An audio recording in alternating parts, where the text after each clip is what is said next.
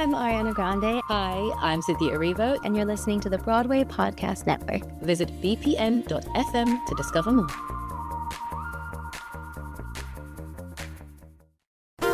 There's a cat over here. There's a cat over there. And the wrong one died. And the wrong one died.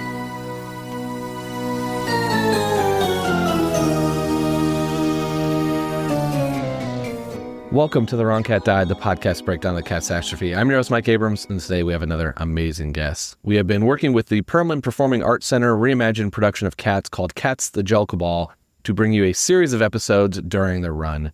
I am honored to have Antwayn Hopper here with me today. You might have seen him in A Strange Loop, and you should definitely run to the PAC to see how Antwayn portrays Macavity in this production because it is a little different, and I'm excited to hear the take on it. So welcome, Antwayn. Thank you for joining me. Yes. Wait, can I just do one clack? Yeah. Ready to go. The merch is incredible for the show. Thank you. Yeah, that clack, for those who are listening, that's the sound of a Per Jellicle Cats Come Out Tonight fan that you can purchase at the Perelman Arts Center when you come see us in Cats. You have to come see it because it is the talk of the town right now. Yes. So let's start at the beginning. I want to know, because you obviously are cast as Macavity and you're a Broadway person. You've been in a couple Broadway shows. How much Cats knowledge did you have before this production? You want to know something? The only knowledge that I really had was when I was like 13, 14, as we all were in that lovely world of community musical theater. I would listen to Cats, A Chorus Line, Sunset Boulevard, the list goes on. And that's as far as my knowledge goes. I was just familiar with the music. I knew that in my head, I wanted to be a Broadway dancer. So, we all wanted to do like the little bit of Cats choreography that we could do. But I never actually got to see it. So you never saw it. You didn't know. So you're going in with pretty much a blank slate besides knowing some of the music and probably a little of the dance. I went in with a blank, clean slate, which is the best way for an actor to enter a process. Yeah, I love it. So then let's talk about starting that process because Macavity is essentially the villain and has this like very interesting storyline in the in the musical productions that that people have known for 45 years. But your version is a slightly different take. And so I would love to hear how you helped kind of work with, Bill and Jalen and everybody to craft how Macavity is a little bit different in this production. And I thought in a really cool way. Well, I have to first say thank you so much to Lord Andrew Lloyd Webber for agreeing to, as a reviewer put it, Macavity's plotlet that has been entered for the first time in its history. And I can tell you, Andrew Lloyd Webber, he said, fantastic. And I gagged. He came to see us, I think 2 days ago. But all to say, it started with the workshop in October. It could have actually started with my audition as I sang My Way or the Highway from the Life. And I was very much relentless in my red suit, which is labels. I was relentless when I sang that. But what I was really after was showcasing all the emotions that a person can bring to a song that's vilified. Mm-hmm. And so I actually did this and, smiled and tried to emote to sadness as well as, and from there, when I got cast as Macavity in October, Jalen and Bill, that was the first thing we talked about is how we can not vilify Macavity because it's a black man playing Macavity. And I told them, I'm not interested in that. I'm not interested in that weight 8 times a week. I'm interested in a hero's journey. Yeah. And it's really cool because you're in the labels category which is like for anybody that hasn't seen it, I don't think we're spoiling at this point. It's been over a month now, but don't you spoil that moment, honey. Don't you spoil no Macavity beats. Okay. I'm not spoiling the moment. But I loved it because I think the Macavity song is so fun. It's one of my favorites in the whole show. But I've always found the Macavity storyline to be this, like, as you said, vilified. You're going to be doing the part where you're the one that's stealing old Deuteronomy, and it's supposed to be always this, like, you know, and I never felt Macavity's actual story is that, like, he's part of the tribe and he wants to be part of the tribe. So I liked your version of having that as being like, you're part of the competition, you're in the labels category. Wow. I got a little like Canal Street in New York vibe, which I loved, because it's like it's not villain, but it's a part of, it's a scene, it's a part of town. And it's part of this, like, it's kind of flirting the lines of what's legal. And that, to me, amplified Macavity's story even more, because it brought much more of this, like, I'm part of the family, but maybe I'm the part of the family that's doing some things that are, like, questionable in the scheme of legality. Well, in the world of ballroom, as Father Omari Orichi, which was his idea to have Macavity walk labels, I got to just say a big shout out to Omari. Omari really was the person to say, this would do that, this would do that, because he is ballroom. Yeah. Okay.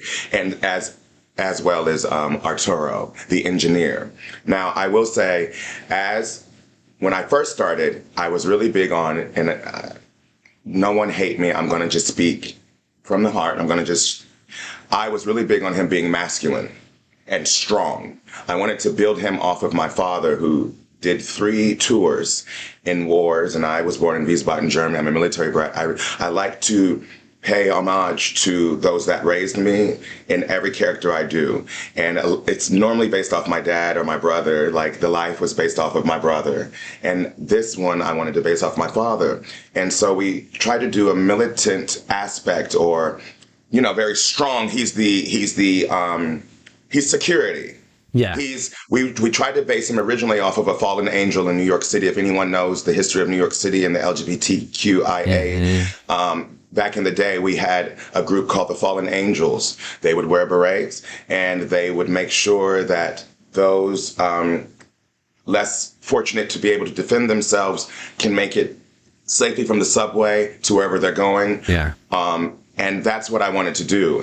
But I wanted to say, we all do tricks in the cast of Cats, but the rule is don't get caught. And that's why I was banished by Old Deuteronomy. The Old Deuteronomy knows we all do tricks. Mungo Jerry, they steal trophies. Yeah. They do this, they do that. I mob. Yeah. That's so interesting.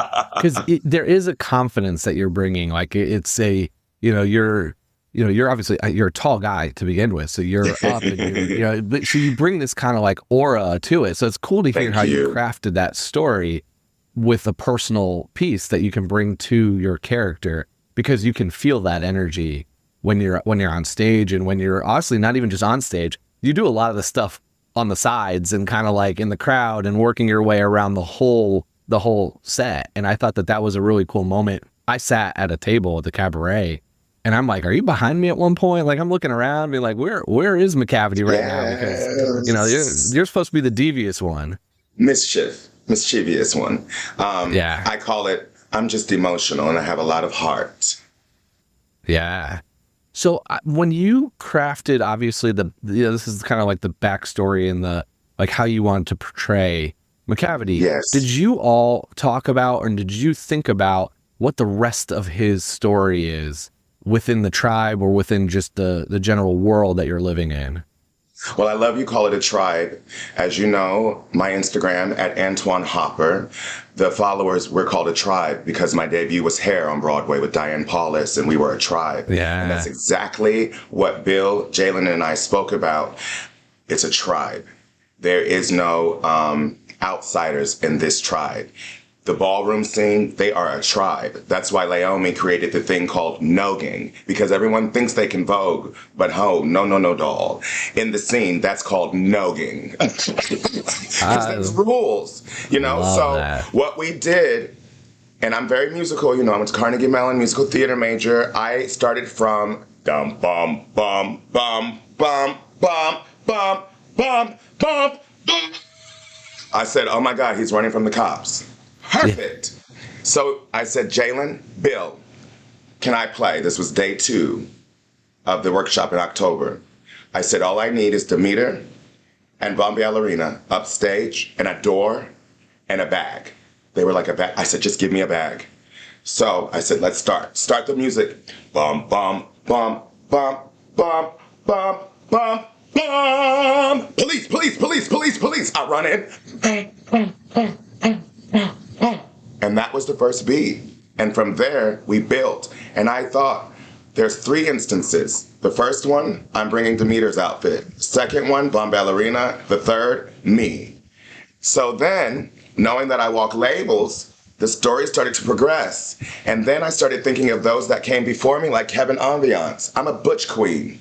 I said, he doesn't have to be militant, or he can still be militant, but it's going to be me. Yeah. And that's where my Macavity came. And it's actually the first time where I'm able, other than a strange loop, I can give a little bit of Antwayn in the character. So I'm thankful for that. Yeah, that's got to be so fun to be able to have this, like, to bring you and feel like one thing I've loved about Cats, and as I've talked to more of your cast, is it seems like the casting team and the whole creative team really cast people where your cat is partially your character. Like it's you as a person. And I think that's fun because there's so many times that you see there's, you're actors, you're paid to perform, and this is your job, and you are all talented and skilled to portray something that's maybe not you, right? Like that's what you're being paid to do and the skill you all have. But to be able to do a version that's kind of also like you has to be fun, right? Like, and that's what I've loved about seeing your cast is it feels even more authentic because it feels very much of a, like we talked to Emma recently, and Emma, Emma is a full Emma in her 2 cats. And so that's really kind of cool to be able to see you be able to bring you to Macavity, and not just it being acting. And I think with that being said, we all know Andrew Lloyd Webber is the undisputed king of musical theater.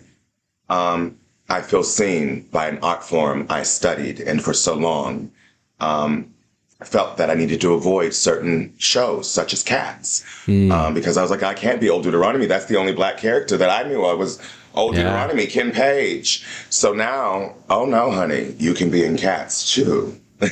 Yeah. No, and I think that as Cats has evolved, because, I think there was, it's 45 plus years old or whatever at this point.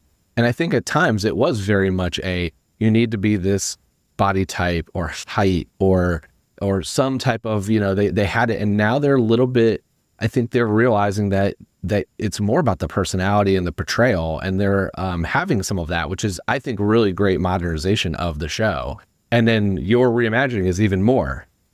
I think it's more than that. I think Andrew Lloyd Webber had a bit of God in him when he wrote it and didn't realize it's universal. And now everyone realizes it's a universal love story for you to fall in love with yourself, each other, and for some, reaffirming your sexuality and reaffirming that child in you that was scared to walk down them stairs or up those stairs, as Grisabella does. Now you can walk up those stairs with pride in your chest, knowing you are okay and more than enough. That was a fan clap. We're going to take a quick break, and then we'll be back for more of The Wrong Cat Died. So I want to talk about a different element of this, though, because I think a really interesting part about that is everything you just said is something that my show has been talking about with what I call the stage version of Cats, just like the one that everyone is used to. You all took a very different reimagined approach by sticking it in a different atmosphere, which I think is one of the most brilliant decisions, and it's worked, and it's been super cool, and even not being in the Cats costume has made it a different vibe. So I would love to hear someone who came from studying theater and from the theater world, what that education moments and transition was for you to learn some of the ballroom culture that maybe you knew some of, but from learning it from icons and legends, to be able to bring to this production. That was the only factor in it for me that was going to make me decline the offer. Yeah, okay. Because when I started dipping into it, and shout out to Larry Powell. Larry Powell was actually the first one to bring ballroom to me. We were at Carnegie Mellon together, and Larry started voguing. I said, what is that? Then Larry introduced Paris is Burning to the campus of Carnegie Mellon, and the rest is history, and we were all, not Larry, but I was nogging and thought I was voguing. Yeah. But then I joined Cats, and when I tell you, ballroom is its own discipline. And I have the utmost respect for anyone in ballroom. There are rules, even for, there's a twist. If your left's extended, your right's back. You're twisting across your body. That's voguing. This is nogging. There's no twist. You see? Yeah. There's so many on top, on top, on top. And then you realize, like for Amari started voguing at 16. At this time, I'm learning something. And I'm like, I got to learn all those years in 4 weeks. I can't do this. Yeah. And by the grace of God, they stayed with me. They stayed on us. They drilled us. But all I'm saying is, the only way anyone can approach anything you want to do, and I learned this from school, as I said earlier, is a clean, fresh slate. I was the clean slate, and Omari and Arturo put onto me what I could do. And a lot of what they said I could do, I thought I could not do. And now here we are, and I just sent Omari a message a week ago, and I said I didn't think I was going to make it. And thank you so much. And all to say, just approach everything you do, no matter what you do in life, from a clean slate, and know that it's going to be individually applied and made for you. And that is perfectly fine. I love that message. It's such a growth mindset of like everybody can learn and do things, and it may feel hard at first, but if you go in with that right mindset, you will be able to tackle whatever you're trying to overcome. And so it's Amen. cool too. Just, you know, you're learning something from legends in the field too, which is what I've always found fascinating. I knew very little about ballroom when I went to see the show, but you know, I kind of joked I know probably too much about cats. And I found the ballroom elements to be fascinating. I just found it to be such a great vehicle for a story. And so, I mean, when you were going through, you're in the labels category and you're going through kind of doing your voguing versus nogging. I love the term nogging. How much did you approach this differently than you would a different show? Or did you kind of have your same process, but just knowing you're learning different elements of dance or different styles of what this would look like for you for this particular production? Well, the good news is that some people know I'm a choreographer. I'm a dancer. I'm a trained dancer. My big thing at Carnegie Mellon was we must act through dance, voice, every single part of your body. So the element of Vogue is just dance. It's storytelling. Yeah. When they break it down, you know, when they're in the ballroom, that's not choreographed. They're improvising. That is art. They might have had a breakup yesterday, and that is what they're giving. You know what I mean? That is art. There is no set rubric. It's just, you know, the rules. But you have to be an individual. So I knew that this was nothing more than an accent for my character in the story. This is another extension of my storytelling. If I want to scream, stop. I can scream.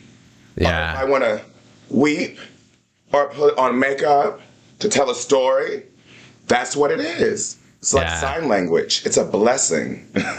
Yeah, it's the visual piece of it, because, you know, there's a lot of people that come into, especially with musicals, you listen and you've got a cast album and you can listen to it on your commutes and on the trains and wherever you're doing, or just listen but you're missing part of the whole storytelling, which is the dance and all the interactions. And I think Cats does so much of it. And it's actually my next question for you, which is Cats does a really good job of putting characters together that puts these relationships in different parts that aren't necessarily front and center of what the audience is maybe looking at. So, you know, we think about in your set with the runway and the catwalk, there's that happening, but there's also you on the side talking to Bombalurina or whoever else. So how much did you think about the relationships you're playing and the people that you're stage near and who you're interacting with at other moments, and how that also progresses the story? You know, outside, of the lovely Bill and Jalen, who I just want to say they are the best directors to ever work with. They are by the rule book of we're in this together. You have as much impact on this character as I do. There's no hierarchy, and that's really why Cats works. Yeah. They let us they met with us individually, and they let us bring us to the role. And if any directors or choreographers listening, that's the way to the future. Because I shut down when people go, you're this, you're that, you're that. And I go, and the door is that way, and I'm going to walk through it. Yeah. But when they go, what is your vision? What would you like to say with your character? So with that said, we all started hearing, and we had a whole wall in the rehearsal room where each character could literally tell each other their alter ego about their lives. Like, for instance, for me, I originally said my alter ego, another person in another world, would be the role of Ice Cube's character in Boys in the Hood. Meaning that he has a heart of gold. He has to do what he has to do. Don't nobody better fuck with my family. And peace be with you. Yeah. If the cops come, you all know why they're here. You're wearing a garment that I got you. I got those shoes. So who's going to tell on me? And that's Macavity. Mungo Jerry and Rumple Teaser, I got you those outfits. Demeter, Bomb Ballerina, I got you those outfits. I work at Macy's as, in my drags. That's how I'm able to do the things that I do. That's why I come on with 2 bags. Well, what's the problem? Who's surprised? So, we form those relationships based off of what we bring, what the directors are able to encourage us to build upon. And then, we all had houses. Like, there's the House of Macavity, which is Bomb Ballerina and Demeter. There's the House of Victoria Groves. There's the House of Dots. So then we had families, and then we started just evolving as a tribe naturally would do. Yeah. So who all is in your house? It's Bomb Ballerina and Demeter. What about Mungo Jerry and Rumple Teaser? They're in the House of Victoria Groves. Okay. We have a story, like, for instance, Victoria came to the scene, and I introduced her to the scene, but then she joined Any Dots. For instance, Jenny Any Dots in Macavity was once in the House of Glamour, which is Grisabella's house. Grisabella is Macavity's mother. Another instance is Mungo Strap, Old Deuteronomy, Rum Tum Tugger, Jenny Any Dots, and Macavity are pillars in the ballroom scene, along with Gus. And so that's why you see a lot of the storytelling being done by the elders, as they call it, in the ballroom scene. And I like that. Yeah. I love this, that you just explained this too, because one thing, as I've recorded with more of the cast, is I've been trying to figure out the houses, because I love that, like, element of, it's a tribe within a tribe. But you've got this kind of, like, that's the ballroom piece that you're bringing to the story. And I thought House of Glamour was brilliant. Just like, it's such Isn't that brilliant? Such a brilliant idea. But then I was trying to figure out who went to each house, and then, who is going to take on the Tumble Brutuses, or the Cassandra, I think, is in Jenny Any Dots's. But some of the kittens, are they, like, trying to, like, pick their Tumble house? Brutus. So if you come back, the costumes by Queen Jean, and the wigs by Nakia Mathis kind of lends itself to each house. So the House of Dots, what do they wear? They have dots. Right. It's interesting. Tumble Brutus is in the House of Dots. Okay. When we're doing labels, that's the House of Dots. They're wearing black and white dots. That's how specific Queen Jean is. I'm wearing something of fur because my inner beast is a lion. Okay. My hair has honey in it ginger, because I'm the ginger cat. We really went to the page to help tell who we are. And I like that. And that's why the fur is orange. Yeah, I noticed that with Skimbleshanks, with the hair kind of being the same, being orange. Nakia Mathis. Exactly, is because you had to find these ways to still hold the cat's piece together without it not being with fur and tails, not being in the unitards. And I thought it was so well done, because you could always tell who everyone was in its own way, which is a hard thing to do. And again, kudos to the creative team who helped to find all of those elements for the Cats fans to be able to still feel that Cats moment. Yes, and just real quick, Macavity is orange wig. Skimbleshanks has that Gumby What's the word? Orange and black, kind of like stripes almost. The Gumby print, but it's a blonde wig with brown Gumby print. Yeah. That's Gimbal Shanks. Yeah. I've again, loved all of this because it's just such a fun, again, interpretation and unique way to tell the story, but still tell the Cats story. Like I've said to people who go see it, if you're a Cats fan, you're going to love it because you're getting Cats. But if you're not a Cats fan, you're probably going to love it because you're getting something different than what maybe you didn't like about Cats, because there are some Cats haters out there. There are a few, but it's okay. Most of them have loved this production, which has been, I think, I'm sending anybody who's ever told me they hated Cats to your show, because I think that it eliminates some of the things that people usually harp on, which is like, oh, they're in unitards and it feels weird. It's like whatever the things are, which I don't always agree with, but you've eliminated a lot of that from the story and put it into a different world that is also a little easier to understand the story. I think the ballroom narrative fits the actual storytelling because Cats has a very loose plot, and you all made that plot a lot cleaner. Yeah. We have to remember we're angelical cats. Yeah.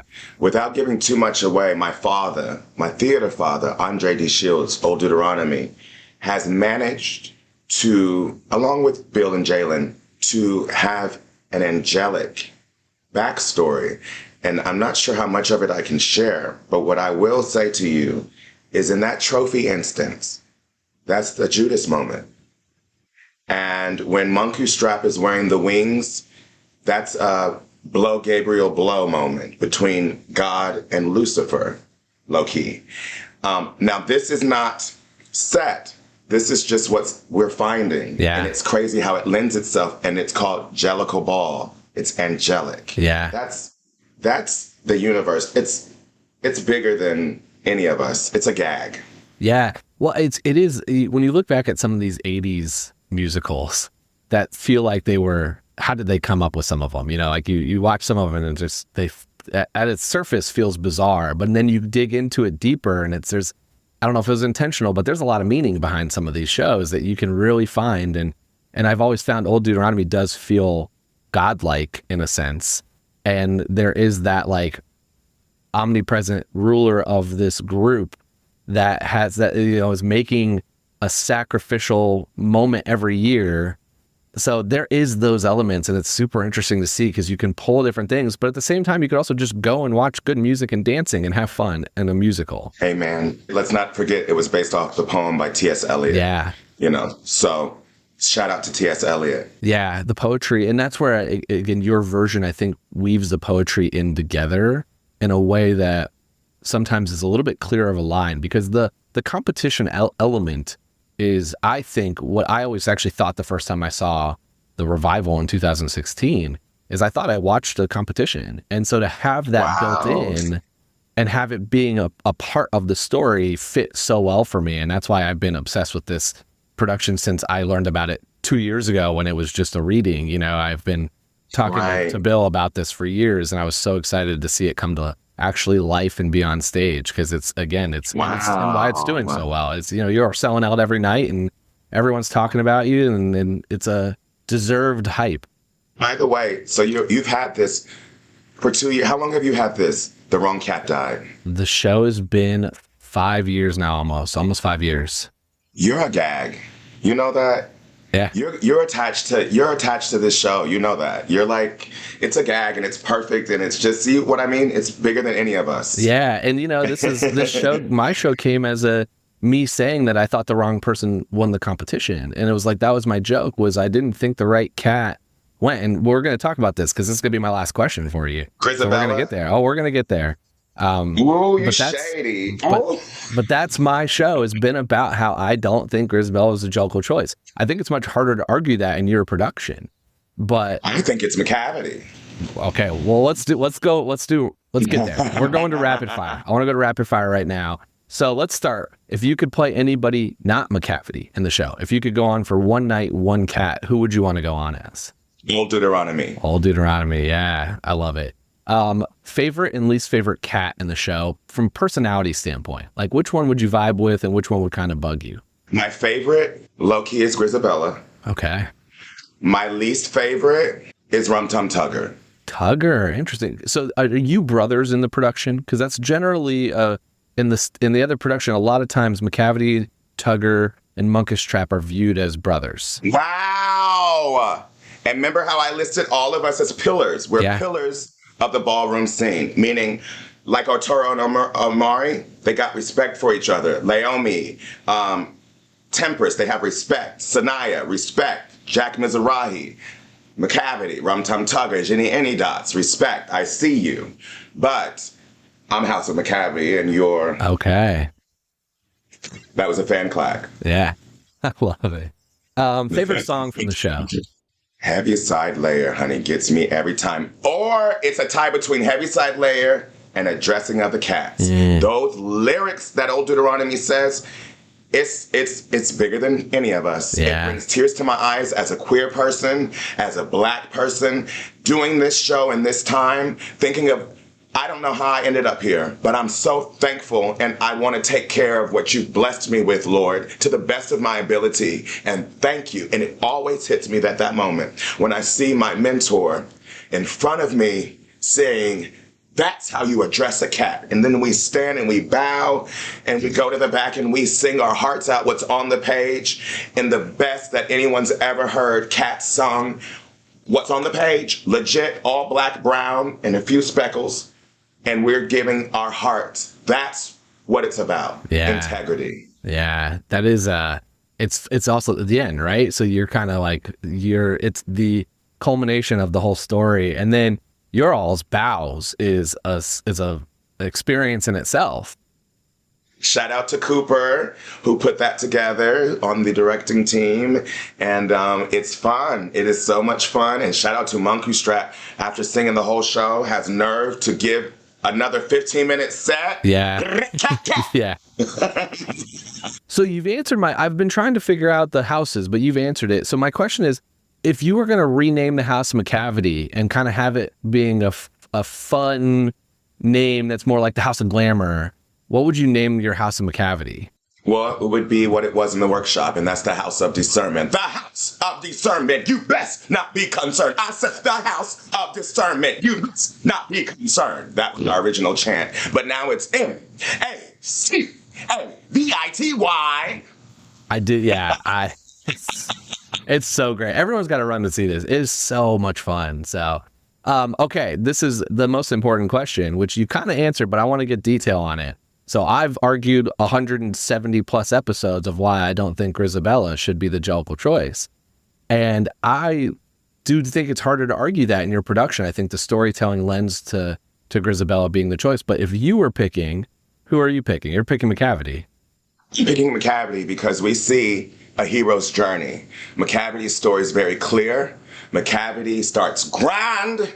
Macavity gets scolded. Macavity loses.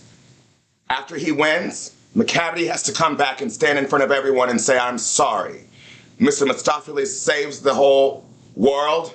Deuteronomy comes back, and I get to escort Deuteronomy out of that goddamn box. Gosh darn it, I deserve the Heaviside Layer. I should go up and walk. I should walk up before her, what I should do, but I won't. You should go one night.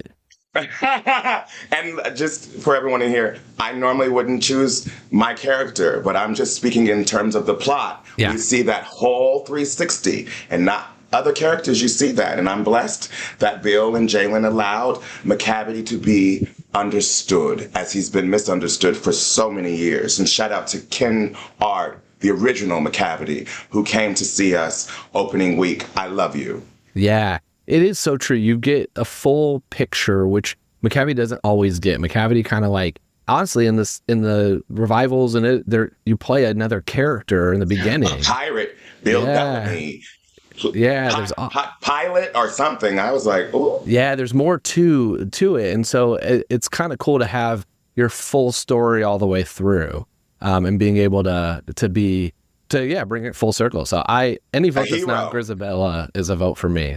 I'm a fan. My last question before we wrap up here is, as someone who, there's still people coming to see the show. It's extended through August 11th. what's something that you want the audience to take away from seeing this production or the experience they're going to have when they come see you all? If you come see it, being that we sit from across one another, if you can find, believe it or not, a child's face that comes see it, study that face. That's a face that has no judgment. They don't know judgment. And they're bewildered. They're just happy. And it reminds me of why I love musical theater. And it's a blessing to witness. That makes me feel like I'm doing the Lord's work. And I'm thankful for it.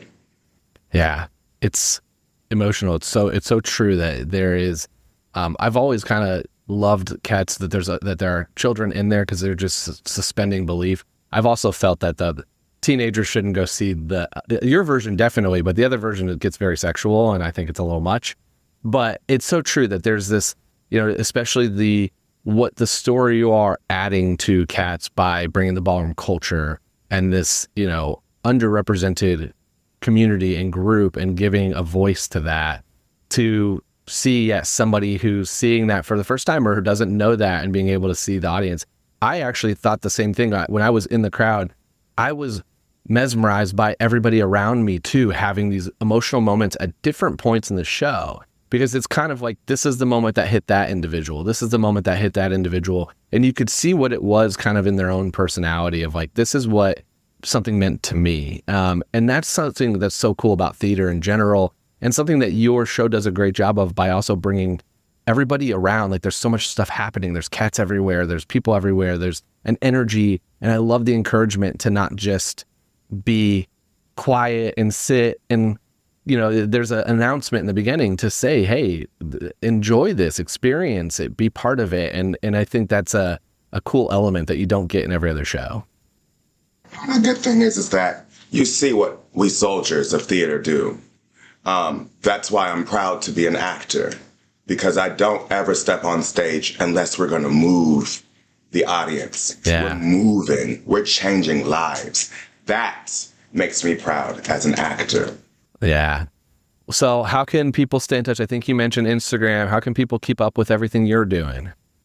Well, for right now, I'm just on Instagram, but I do have a social media manager, and we're going to work on getting me on TikTok and Threads and some other venues. But for right now, it's at ANTWAYNHOPPER on Instagram. Amazing. We will link that and link, obviously, how to get tickets still. Show's going through August 11th at the Perelman Performing Arts Center, the PAC. So if you are in New York, or you can get yourself to New York, get your tickets. They are selling out. They are hard to get, but it is definitely worth your time. So thank you, Antwayn, for coming on. It was so fun to have you and hear the full Macavity story and a different Macavity story, which I loved. And that's how you address a cat. What a way to end. Well, thank you. And thanks everyone else for listening to this episode of The Wrong Cat Died, the podcast breaking down catastrophe. To follow along, you can subscribe on Apple Podcasts, Spotify, or anywhere else to listen to podcasts. Follow us on Twitter, Instagram, TikTok, or Threads at The Wrong Cat Died, or check out our website, thewrongcatdied.com.